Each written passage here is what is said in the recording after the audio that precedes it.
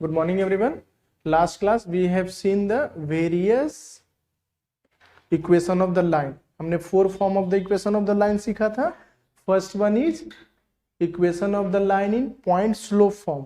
First, second हमने सीखा था equation of the line in slope intercept form. Third हमने सीखा था equation of the line in two point form. और फोर्थ सीखा था equation of the line in intercept form. ये चार हमने सीखा था. आज दो और सीख लेते हैं, उसके बाद फिर इसके बेसिस पे कुछ क्वेश्चन ट्राई करेंगे. ठीक है, तो जो नेक्स्ट है वो है fifth form, equation of line in normal form.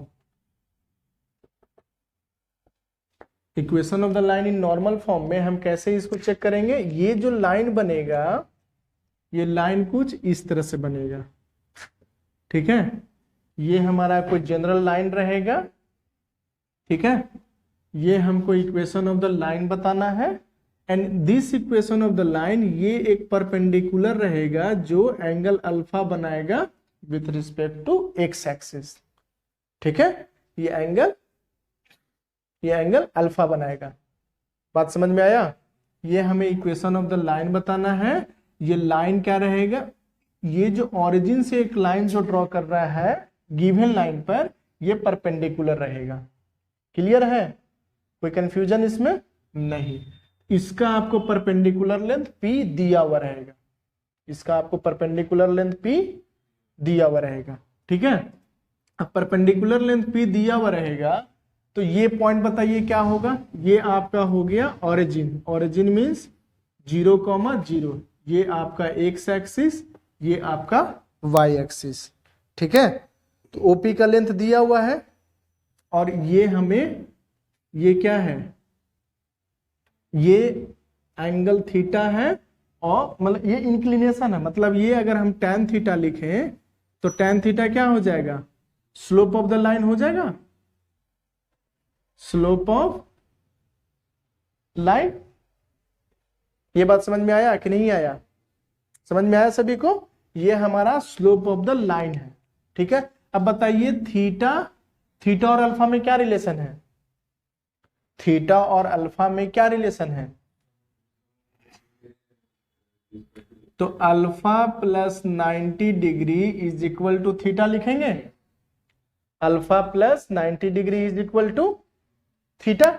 यहां तक कोई दिक्कत किसी को भी नहीं. दोनों साइड आप क्या लगा लीजिए, हमें क्या चाहिए, tan थीटा चाहिए ना.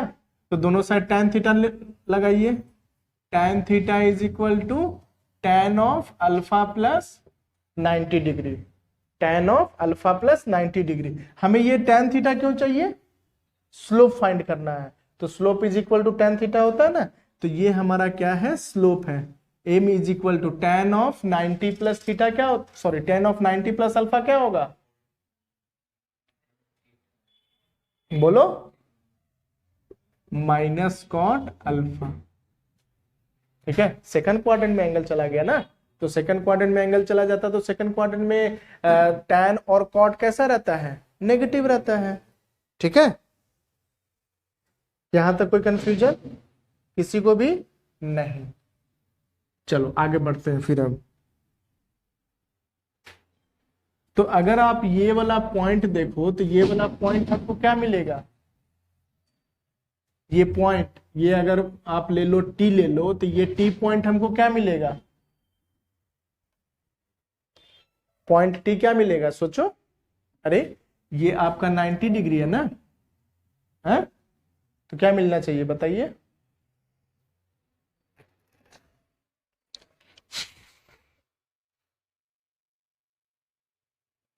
अरे आप इस तरह से एक ड्रॉ करो ना. ड्रॉ कर दिया, तो ड्रॉ कर दिया तो ये जो ओटी है वो ओटी क्या रहेगा, हमारा हाइपोटेन्यूज रहेगा. तो हाइपोटेन्यूज रहेगा तो ये हमारा क्या है, ओके एक्स कोऑर्डिनेट है और टी के वाई कोऑर्डिनेट है. तो आप ये मैं क्या लिखूंगा, P cos alpha comma P sine alpha लिखूंगा. P cos alpha comma P sine alpha लिखूंगा। ये बात समझ में आया? अरे देखो ना यहाँ पर आप इस तरह से समझो, ये हमारा लेंथ क्या है, पी है, ठीक है, और इसके साथ ये हमारा क्या बना हुआ है, इसी तरह का डायग्राम है ना। देखो तो ये डायग्राम को हमने यहाँ लिखा है, हमको ये वाला पॉइंट चाहिए, तो ये जो लेंथ रहेगा ये हमारा एक्स एक्सिस का काम करेगा, और ये जो लेंथ रहेगा ये हमारा वाई एक्सिस का काम करेगा कि नहीं करेगा? ये बात समझ में आया? तो यही चीज तो यहाँ लिखा है। अब आपको क्या पता है, इस लाइन के लिए आपको क्या क्या पता है, एक पॉइंट पता है और एक स्लोप पता है। तो कहना है right, using point slope form equation of the line, तो क्या होता है y minus P sine alpha divided by x minus P cos alpha is equal to minus cot alpha. कोई दिक्कत यहां तक? नहीं। अब इसको और सिंप्लीफाई करते हैं, y minus P sine alpha divided by x minus P cos alpha is equal to minus cos alpha divided by sine alpha. Cross multiply कीजिए, तो क्रॉस मल्टीप्लाई करेंगे तो क्या बन जाएगा मेरा, y sine alpha minus P into sine square alpha is equal to minus X cos alpha plus P cos square alpha. थोड़ा shift करते हैं, तो X cos alpha plus Y sine alpha is equal to P into sine square alpha plus cos square alpha. ये क्या बन जाएगा, P बन जाएगा। समझ में आया? तो equation of the line in normal form क्या आया, X cos alpha plus Y sine alpha is equal to P. Clear है? हेडिंग लिखिए, तो इसका क्या लिखेंगे, equation of the line, equation of the line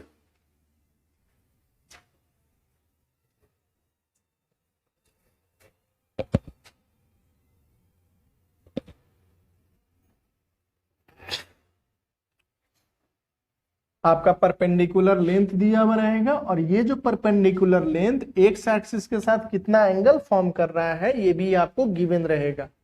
तो हम इक्वेशन ऑफ द लाइन का ये फॉर्म बनेगा। ठीक है ना?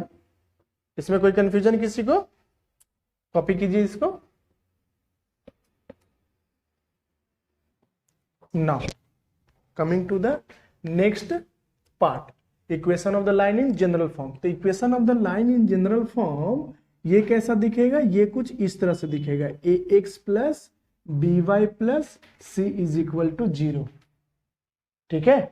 Equation of the line in general form will be A X plus B Y plus C is equal to 0। ठीक है? अब इस इक्वेशन ऑफ द लाइन को what I will do, B Y is equal to minus A X minus C लिखेंगे। अब ये क्या बन जाएगा, y is equal to minus A by B into x minus C by B. आपको कुछ दिख रहा है,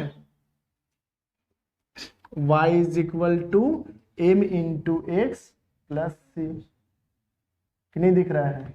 तो यहां पर स्लोप क्या बन जाएगा, slope is equal to minus A by B and y intercept क्या हो जाएगा, y intercept is equal to minus C by B.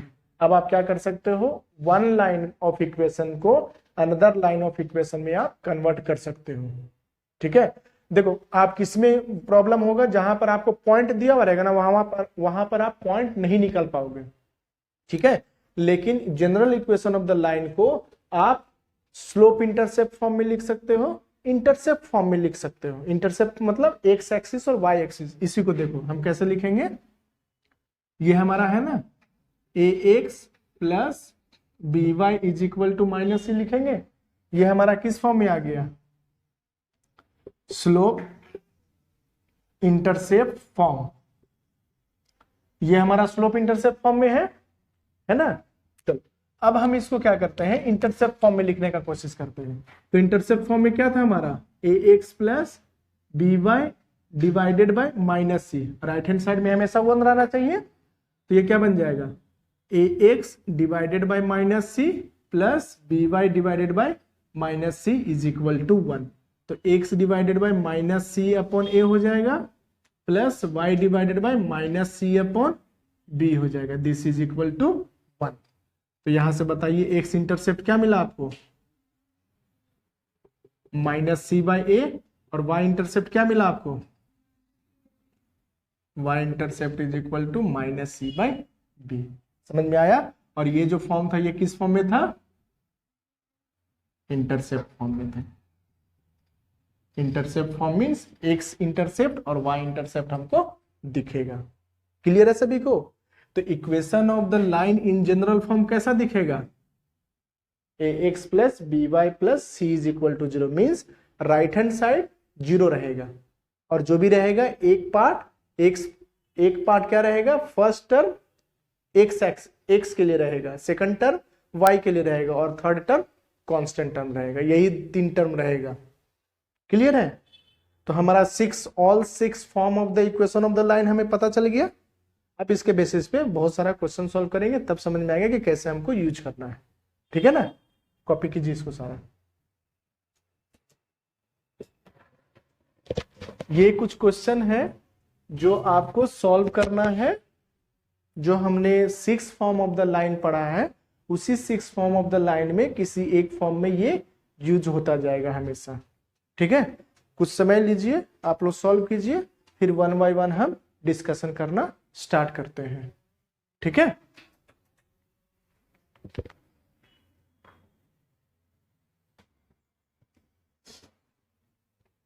तो फर्स्ट क्वेश्चन है find the equation of the line passing 1 point is given to you and 1 slope is given to you. तो point slope form में हमारा form कैसा था, equation of the line in point slope form कैसा था, y minus y1 divided by x minus x1 is equal to m था। यहां पर आपको x1 और y1 दिया हुआ है, m दिया हुआ है, पुट कीजिए। तो y plus 2 divided by x minus 3 is equal to -2। समझ में आया। तो यहां से क्या बन जाएगा, y plus 2 is equal to -2 into x minus 3। फिर फर्दर क्या बन जाएगा, y plus 2 is equal to -2x plus 6। तो y नहीं 2x plus y is equal to 4, 2x plus y minus 4 is equal to 0। ये हमारा क्या बन गया, इक्वेशन ऑफ द लाइन। और फाइनल आंसर, हाँ याद रखिएगा कि जो हम फाइनल आंसर लिखेंगे वो equation of the line in general form दिखना चाहिए। General form means ax plus B Y plus C is equal to 0 का फॉर्म में दिखना चाहिए। क्लियर है सभी को, कोई कंफ्यूजन इसमें किसी को भी। चलिए कॉपी कीजिए इसको। चलो क्वेश्चन नंबर 2 अगर आप देखो तो क्वेश्चन नंबर 2 में आपको क्या क्या गिवन है। अगर आप क्वेश्चन नंबर 2 देखिए तो क्वेश्चन नंबर 2 में क्या क्या गिवन है। क्वेश्चन नंबर 2 में आपको स्लोप गिवन है, m का वैल्यू इज इक्वल टू -3, और क्या गिवन है, cutting off intercept 5 unit on negative direction of the Y axis. तो बताइए c का वैल्यू क्या आएगा, -5 आएगा, क्योंकि माइनस वाई एक्सिस को कट कर रहा है, तो ये आ जाएगा -5। समझ में आया कि नहीं आया, क्लियर है। तो हमारा equation of the line in slope intercept form क्या है, y is equal to mx plus C. अब m का वैल्यू आपको पता है, c का वैल्यू आपको पता है, -3x -5। तो क्या हो जाएगा, 3x plus y plus 5 is equal to 0। समझ में आ रहा, क्लियर है, कोई कंफ्यूजन। कॉपी कीजिए इसको। देखिए नेक्स्ट क्वेश्चन आपको जो दिया हुआ है, find the equation of the sides of the triangle whose vertices are. 3 vertices आपको दिया हुआ है, ठीक है। तो 3 वर्टिसेस दिया हुआ है, तो आप पहले क्या कीजिए, तीनों वर्टिसेस को ना कुछ नाम दे दीजिए ABC करके, ठीक है। तो ये क्या हो जाएगा, ABC। तो A वर्टिसेस क्या हो जाएगा, -1, A। B वर्टिसेस क्या हो जाएगा, 4, -2, और C क्या हो जाएगा, -5, -3 हो जाएगा। यहां तक कोई दिक्कत नहीं, हमें चाहिए equation of the sides of the triangle. मतलब क्या है, ए बी का इक्वेशन चाहिए। तो ए बी का इक्वेशन में हमको क्या पता है, 2 पॉइंट पता है।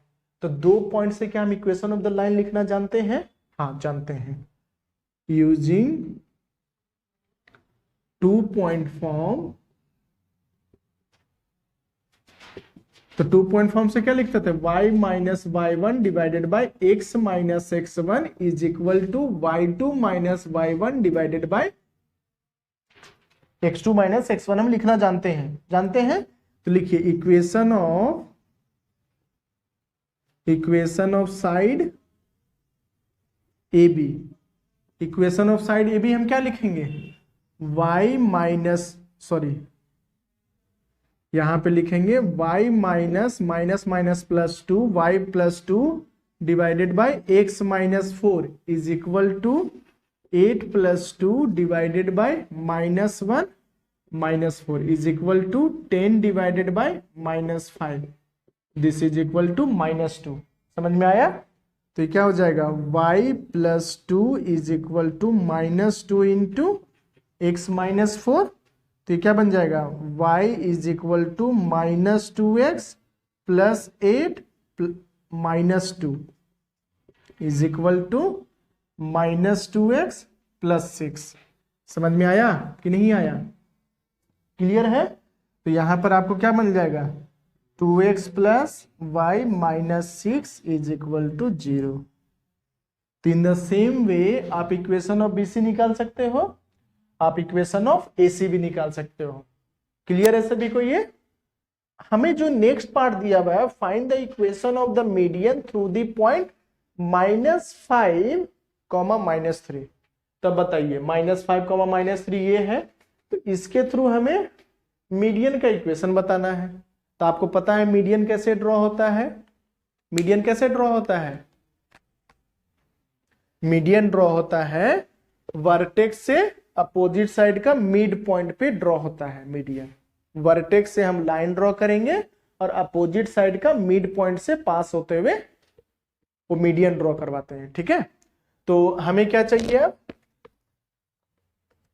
हमें क्या चाहिए, हमें मिड पॉइंट चाहिए। पहले हमें क्या चाहिए, मिड पॉइंट चाहिए।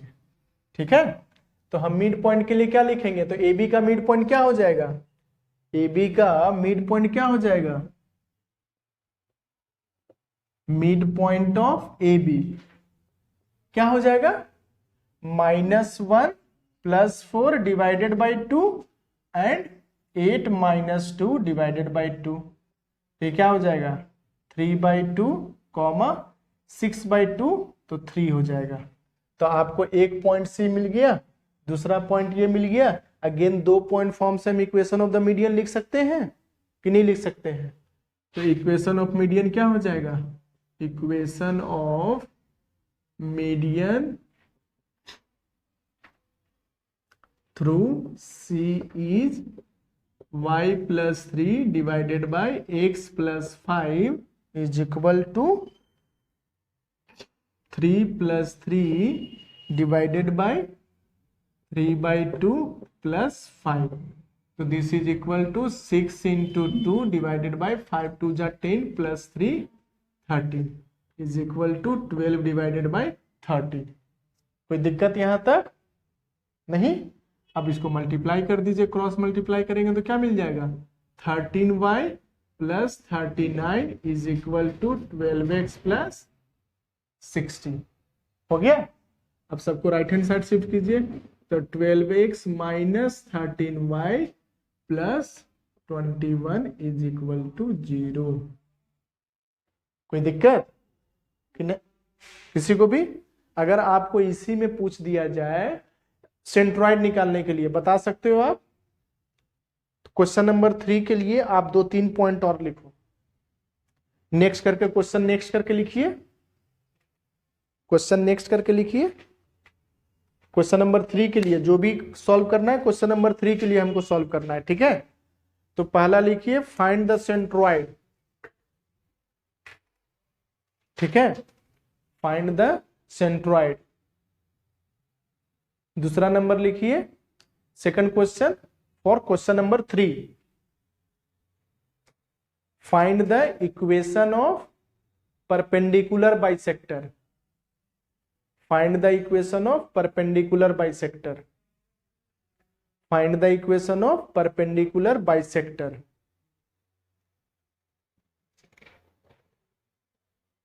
और परपेंडिकुलर बाइसेक्टर से हमको क्या मिलता था? सर्कम सेंटर मिलता था। लिखिए, also find the circumcentre. Also find the circumcentre. Next लिखिए, find the equation of altitude from the all three vertex. Find the equation of altitude through all vertex. Also, तो altitude का point of intersection से क्या मिलता था? Orthocentre. लिखिए, also find the orthocentre. Also find the orthocentre. Clear है ये point? किसी को कोई कंफ्यूजन इसमें? किसी को भी नहीं? हाँ,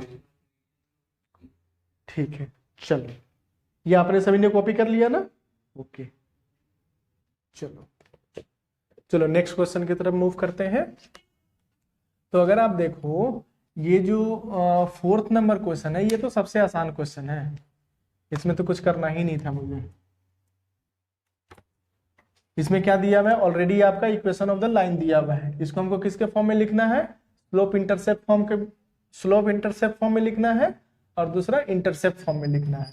ठीक है, तो 4x plus 3y plus 7 is equal to 0। तो 3y is equal to minus 4x minus 7 हो जाएगा।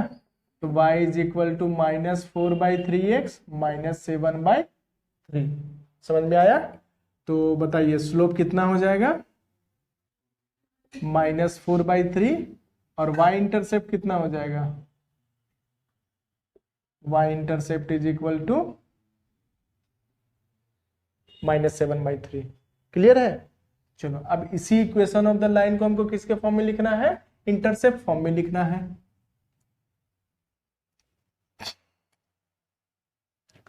Intercept form. ठीक है, तो इंटरसेप्ट फॉर्म में क्या हो जाएगा? 4x plus 3y is equal to -7। -7 को लेफ्ट हैंड साइड शिफ्ट कीजिए, तो -7 3 by -7 y is equal to 1 होगा। तो क्या हो जाएगा? x divided by -7/4 plus y divided by -7/3 is equal to 1। तो x इंटरसेप्ट क्या आ गया? बोलिए, -7/4, और y इंटरसेप्ट क्या आ गया? -7/3। ये देखो तो y इंटरसेप्ट जो यहाँ पे आया और y इंटरसेप्ट यहाँ आया, सेम है कि अलग है? सेम है। क्यों सेम है? क्योंकि हम लाइन तो हमारा सेम ही है ना, हम किसी भी फॉर्म में लिखे, ऐसा थोड़ी ना है कि हम फॉर्म डिफरेंट रहेगा तो लाइन का डिफरेंट हो जाएगा, नहीं ना। बात समझ में आया कि नहीं आया? तो हमने एक सॉल्व कर लिया है, अब सेकंड और थर्ड आपसे हो जाएगा सभी से। गुड, चलो नेक्स्ट क्वेश्चन अगर आप देखो तो नेक्स्ट क्वेश्चन में क्या क्या गिवन है? हमको एक पॉइंट गिवन है। ठीक है, point is equal to 12, -1, and next what is given to you? Sum of the intercept means a plus b is equal to 7। Let A be k, A को मैं के मानता हूं, तो b इज इक्वल टू क्या हो जाएगा? बोलो, 7 माइनस के हो जाएगा। Equation of the line in intercept form हम लिखना जानते हैं। Equation of line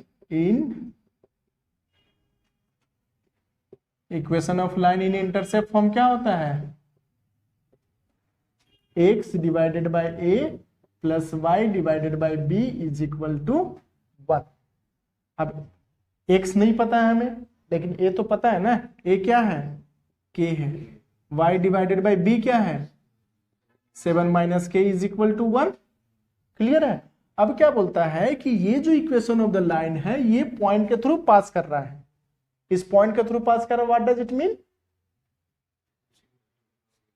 what does it mean कि सेटिस्फाई करेगा, मतलब जो पॉइंट x है वो यहां सेटिस्फाई करेगा और पॉइंट y यहां सेटिस्फाई करेगा। तो 12 divided by k plus -1 divided by k minus 7 minus k is equal to 1। Solve करना हम जानते हैं इसको, हाँ जानते हैं। तो ये क्या हो जाएगा, k इंटू 7 माइनस के, ऊपर क्या बन जाएगा 12, 7 माइनस के इज इक्वल टू 1। सॉल्व कीजिए इसको, तो 12 से बन जा 84 माइनस 12 के माइनस के इज इक्वल टू 7 के माइनस के स्क्वायर। ये बात क्लियर हुआ कि नहीं हुआ, कोई कंफ्यूजन नहीं।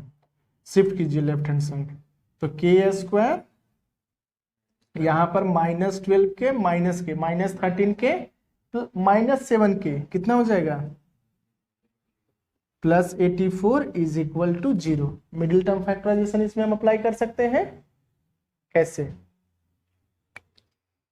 तो मिडिल टर्म फैक्टराइजेशन अप्लाई करके k का 2 वैल्यू आएगा, k का 2 वैल्यू आएगा तो एक वैल्यू इसमें रख देंगे, हमारा इक्वेशन ऑफ द, इसमें 2 इक्वेशन ऑफ द लाइन आपका आएगा, ठीक है, क्योंकि क्वाड्रेटिक है ना, 2 इक्वेशन ऑफ लाइन से हमारा सॉल्विंग हो जाएगा, ठीक है। चलो आगे बढ़ते हैं।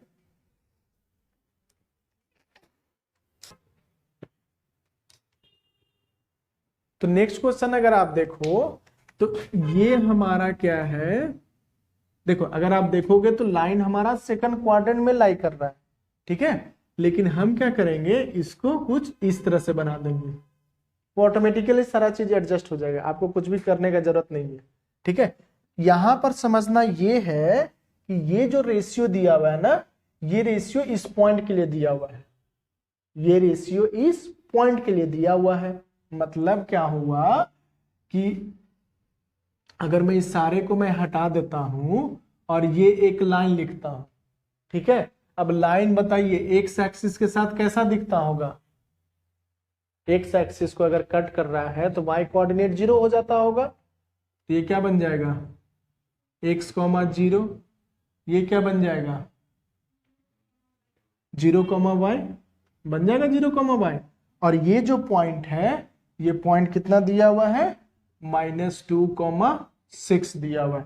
अब इसको किस रेशियो में डिवाइड कर रहा है 3:2। आपका कुछ इस तरह से चल रहा है बच्चा, ये एक पॉइंट है, ये एक पॉइंट है, ठीक है, और ये हमारा कोऑर्डिनेट मतलब एक्सेस है, मतलब एक्स एक्सिस और वाई एक्सिस को लाइन इस पॉइंट पे कट कर रहा है। अब ये जो पॉइंट है जो -2,6 है इसको 3:2 के फॉर्म में डिवाइड कर रहा है। बात समझ में आया कि नहीं आया, आ गया। चलो तो अब हम ना एक्स कोऑर्डिनेट और ये दोनों हम कैलकुलेट करते हैं। अगर ये दोनों कैलकुलेट हो जाएगा तो हमको इक्वेशन ऑफ द लाइन आसानी से मिल जाएगा कि नहीं मिलेगा, मिल जाएगा। चलो तो 3 into -0, 2 into x plus 2x divided by 2 is equal to -2, तो 2x is equal to -4, x is equal to -2 आ गया। समझ में आया कि नहीं आया, आ गया। आपको आना भी चाहिए था क्योंकि आपका जो लाइन है वो लाइन कैसे कट कर रहा है, नेगेटिव एक्स एक्सिस की तरफ कट कर रहा है, और y कैसा आना चाहिए पॉजिटिव। देखिए पॉजिटिव आ रहा है कि नहीं आ रहा है, जो तो ये कितना हो जाएगा 3 into y plus 0 divided by, ओहो सॉरी ये 5 होगा ना, 3 + 2 5, तो 5 2 जा 10, 2x is equal to -10, x is equal to -5।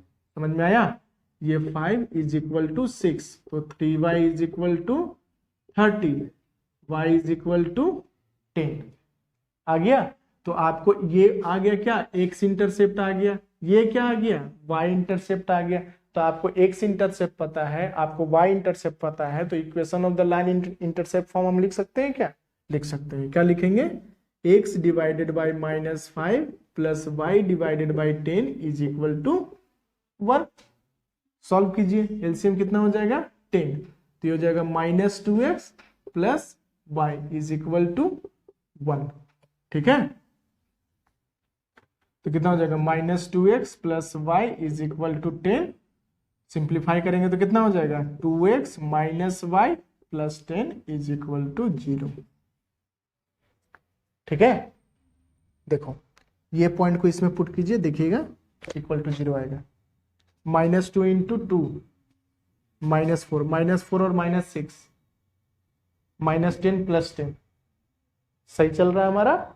तो कुछ आपको इस तरह से आइडिया आप लगाओगे ना तो आपको परफेक्टली आंसर सही आएगा, कहीं पर भी कोई कंफ्यूजन नहीं रहेगा। समझ में आ रहा है? तो इन द सेम वे आप अदर क्वेश्चन भी ट्राई करते जाइए।